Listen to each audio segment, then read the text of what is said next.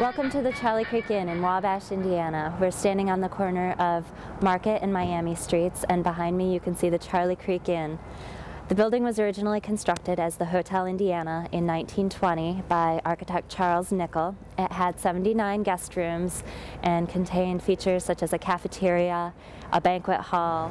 It went through some decline in the 1970s. It was converted into apartments, and our current project has been to restore the building to its historic appearance and renovate it back into a modern hotel. Some of the exterior features that we have restored include the parapet and the cast stone work on the two main facades. We have restored the storefronts, including removing awnings and removing air conditioning units and bringing the transoms, the prism glass transoms, back to their former glory. We have recreated the canopies on the two main entrances, which were removed at some point during the history of the building.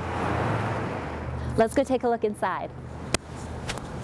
Welcome to the lobby of the Charley Creek Inn, where renovations are almost complete, getting ready for the opening here in the next month or two. Major changes that have happened in this space since we originally found it are the cane stone wall treatment. The cane stone finish is a faux finish where the plaster has been scored to look like stones, and it was so filled in with paint that you could not even see the joints. We stripped off the paint and have added a faux paint finish to the walls to restore that feature. Another feature that we have added to the lobby is the ceiling. We have added two different types of three-dimensional wallpaper to give it a texture. We have also added the three chandeliers. Originally, this space would have been lit solely by the clear story windows on the two sides.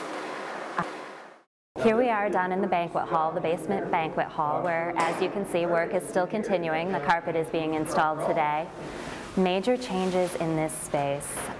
The changes are incredible down here. When we first found the room, the walls were covered with wood paneling. There were suspended ceilings up above that concealed the plaster crown moldings. We've taken all of those out and tried to restore the space to its original configuration. We added ramps in each of the corners. One ramp is for the service carts. It accesses the kitchen. In the other corner, we have added a barrier-free accessible ramp to accommodate the level change from the corridor to the floor. One of the other features we've added to the room is we have restored or reconstructed the doorway into the room. The original doorway was not wide enough to accommodate ADA, so we took inspiration from the original design and recreated a doorway that would accommodate accessibility. This banquet room on its own was not large enough to accommodate today's events, so we have adjoined it with the adjacent room. We have opened up the wall in between to create a continuity of space. This is a typical hotel room in the Charley Creek Inn, if you can call any of the rooms typical. There are 30 rooms total, and each one has a different color scheme, different furnishings, different finishes, and a different layout. This is one of the typical guest suites. It features a separate living, dining, kitchen area, and then a bedroom. And it also has a suite door with the adjacent room, so that can be rented as a separate guest room, or you can open the adjoining doors and have it as a two-bedroom suite.